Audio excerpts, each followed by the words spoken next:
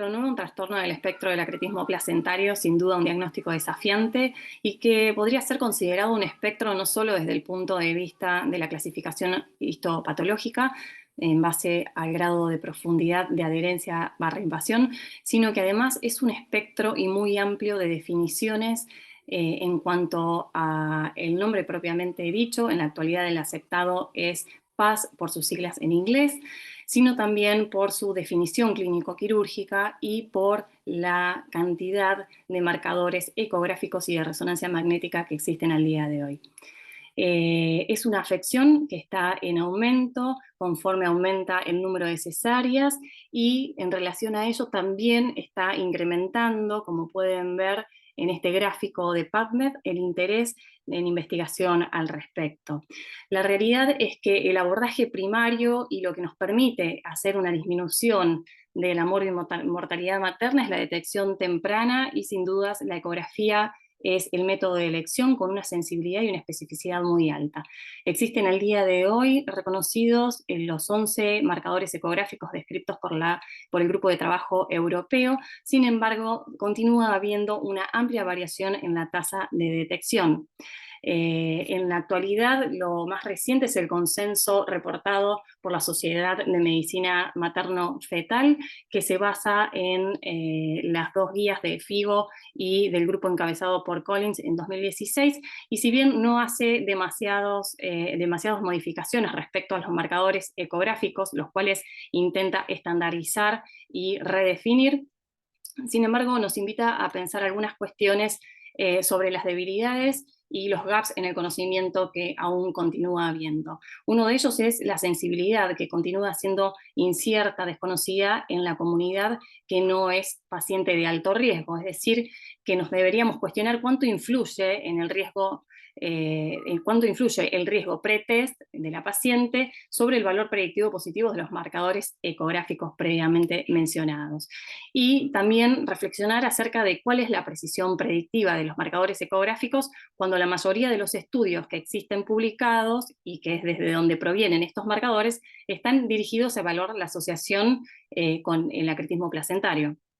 Por otro lado, y para agregar confusión, los últimos años se han publicado también varios trabajos en los cuales muchos de los marcadores que utilizamos para hacer diagnóstico de acretismo placentario se empezaron a observar en pacientes de bajo riesgo. Y en este contexto continúan apareciendo además signos como el signo de la separación que impresionan prometedores, pero que todavía no han sido validados. La realidad es que existe una tasa alta de diagnóstico prenatal de la placenta ácreta. Sin embargo, esto se da cuanto más alto es el grado de invasión, es decir, que hay un déficit en las imágenes con las que contamos hoy para hacer un diagnóstico de las formas menos graves, es decir, que estamos muy limitados para diferenciar entre una placentación adherente de una placenta invasiva. Y esto lo dejó bien en evidencia Eller y colaboradores cuando demostraron que entre un 18 a un 30% de los pacientes que tenían un diagnóstico clínico quirúrgico de acretismo placentario luego no tenían confirmación patológica, y esto agrega más confusión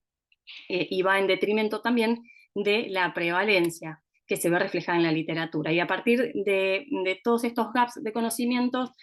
comienza a haber más literatura acerca de una necesidad de revisar la clasificación histopatológica del acretismo placentario, entendiendo que hasta hoy en día muchos de los trabajos publicados no tienen una correlación clínica quirúrgica con el hallazgo anatomopatológico, y aún en día se sigue utilizando una clasificación en ácreta, íncreta, pércreta, que tiene más de 50 años. Y el grupo que estudia el acretismo placentario en la Sociedad de Patología Pediátrica, lo que hace al respecto es presentar una graduación un poco más exhaustiva en 5 grados, ya que un sistema de clasificación patológica más detallado y que tenga buena correlación con los resultados podría identificar en forma retrospectiva las características clínicas y de imagen de los pacientes que tienen riesgo de acretismo placentario. Hubo una buena correlación de esta clasificación respecto de la clasificación clínica que propuso en el 2018 la Federación Internacional de Ginecología y Obstetricia.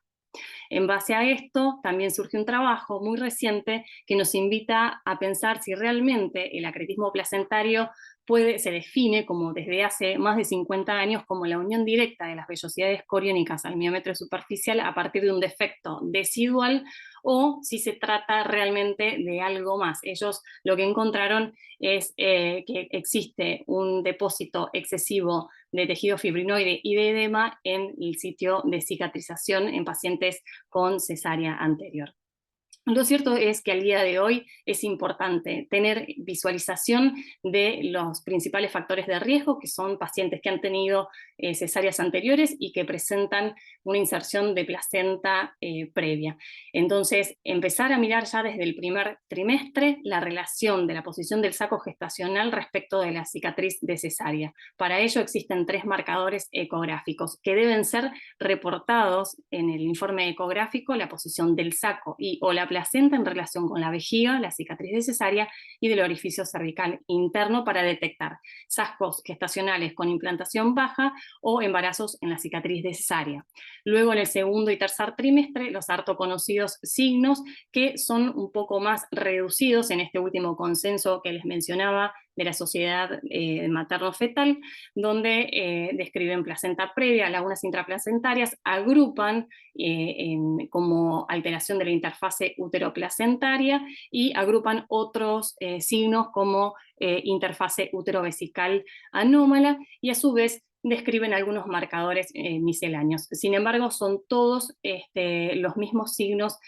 marcadores ecográficos que habían previamente presentado FIGO y AIP en el 2016. Para ir concluyendo, entonces, con la incidencia en aumento del acretismo placentario, la evaluación precisa y la estandarización de la categorización, tanto clínico-quirúrgica como histopatológica, de esta enfermedad es cada vez más importante para poder mejorar retrospectivamente nuestra comprensión de los hallazgos ecográficos, principalmente, con el primer objetivo, que es optimizar el tratamiento en forma individualizada si fuese posible. Muchas gracias.